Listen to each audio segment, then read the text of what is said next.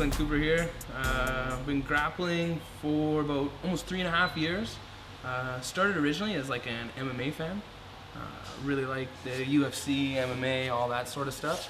But the more I watched, the more I gravitated, unlike most people, to the grappling side of things. I remember looking up like all the different kinds of submissions and watching like ultimate submissions and just loving the submission side of the MMA.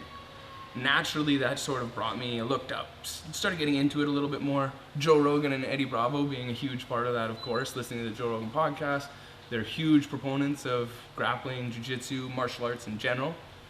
So I started looking in, found there was a local BJJ school in my town.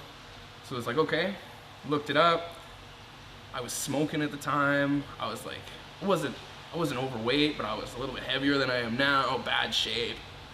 Ate more burgers than I do now, just not living like a good healthy lifestyle. So started to sort of clean that up, running on the treadmill. Like everyone else, I thought I had to get into good shape before I came into jiu-jitsu, which you realize quickly that jiu-jitsu will get you into good shape. It doesn't matter how good you are on the treadmill or in the gym, you just need to start grappling. So I made that mistake, ran on the treadmill for like a month and a half before I started, but it was good. Started jiu-jitsu. I remember the first like month, 2 months, maybe even a little more than that, kind of like sitting at home and asking myself like, is this something I actually want to do? Parts of it are like hard, really hard. I thought it was really cool, right? Just you get in there, you wrestle, but it mentally really tested me. I remember pulling into like the parking lot again in that first couple months, and I would get like butterflies. I'd get super nervous. I'd just be like, man, you don't feel good today. You should go home. You know, you had a long day at work. You don't need to train today. And I had to really like push over those first mental hurdles, which I'm sure everyone goes through at the beginning, which is what makes it such a valuable thing, is that it's hard, right? I mean, nothing that's easy is valuable. So I managed to push through it. I managed to really realize it was something I loved doing. And probably, I was still a white belt when I really realized that jiu-jitsu was what I wanted to do. Teaching, competing, just jiu-jitsu, I just want to wear a gi every day. Got my blue belt, really started training hard then. Took it pretty serious, was competing, enjoyed competing, but still had a lot of trouble mentally with it. It's tough, man, like rolling in the gym, even that was hard for me at the beginning, like I said, but once you start to compete, they're not rolling like in the gym. They're rolling hard. It's tough, and you have to push yourself to a place that you're definitely, I don't know about everyone, I wasn't used to going there. I didn't want to take things from people.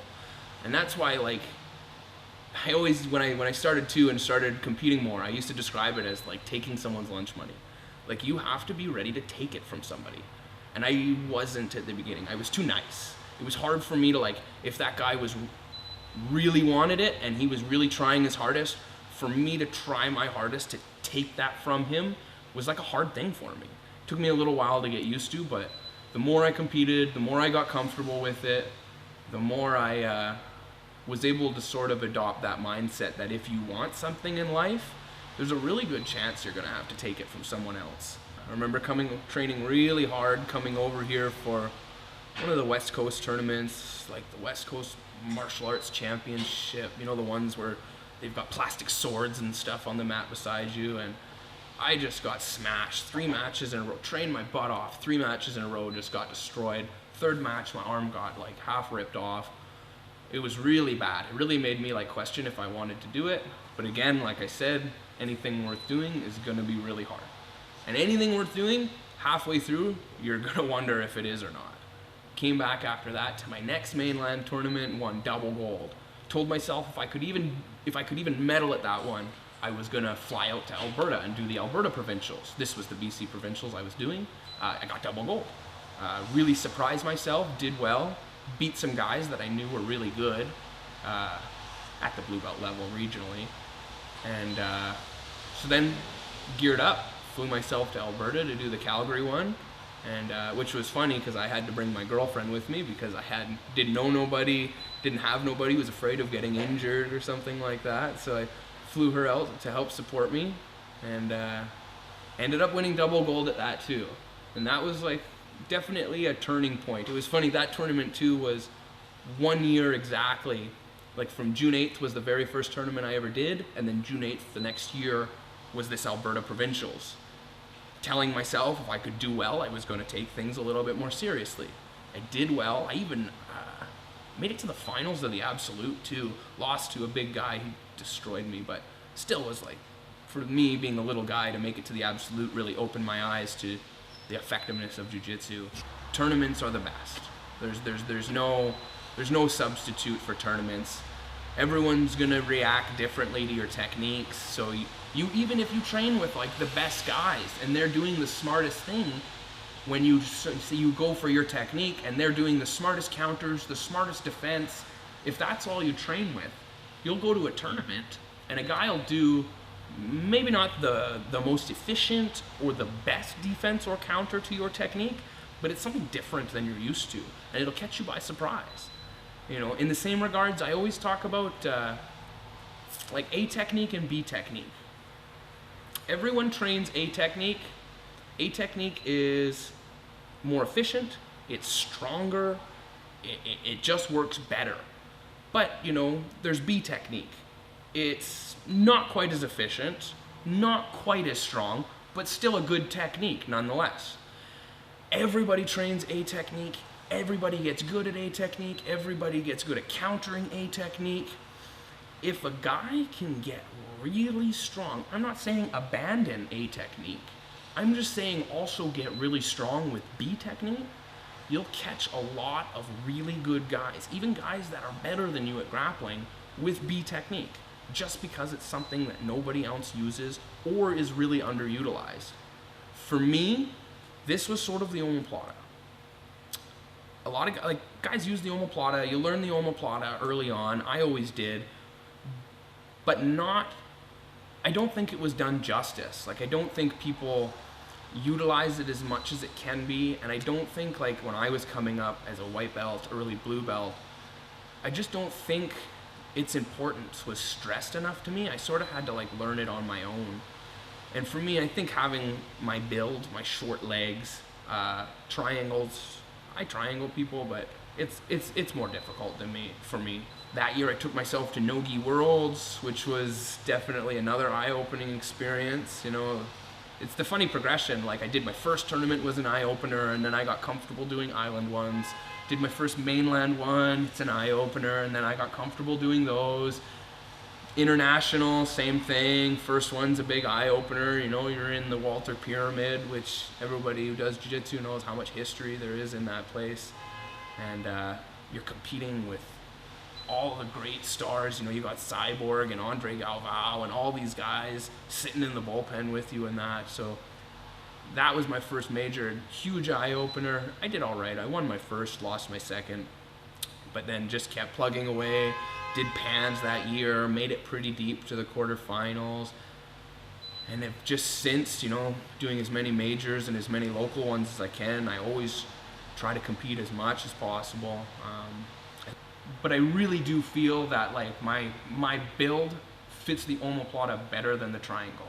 So I started to really focus on that, and when I did, I had success with it. And the success I had with it, I sort of really liked that, being that there's not a lot of omoplata guys. You'll run into a ton of triangle guys. I know lots of triangle guys, that's their thing. They hit triangles from half guard, from open guard, from closed guard, that's their thing. There's very few omoplata guys.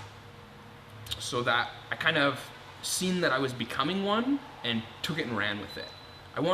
It's good to specialize in something. It's good to be known for something.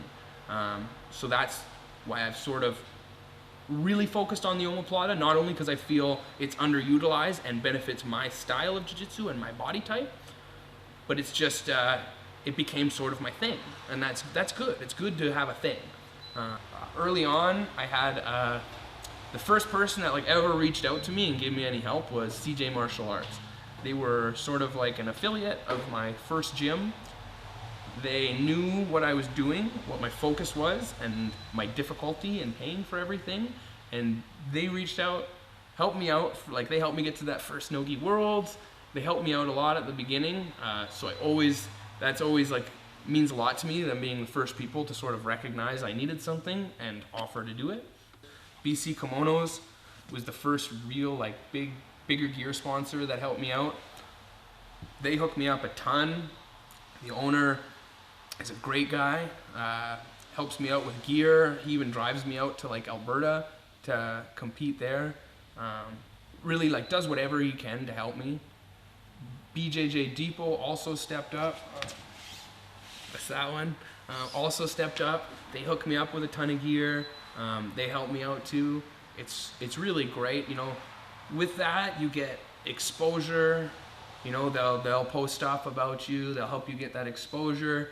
You get gear, which I don't have money to spend on gear. I spend it all on competition. So that helps me out big time. And just the legitimacy, you know, people see that a company is willing to invest in you, that all of a sudden in your eyes, your value goes up. You know, your value is dictated by the market.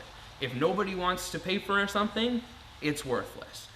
If people see other people investing in something, its value goes up. It's completely dictated by the market. So for these people to invest in me, gives me more value. Really appreciate it.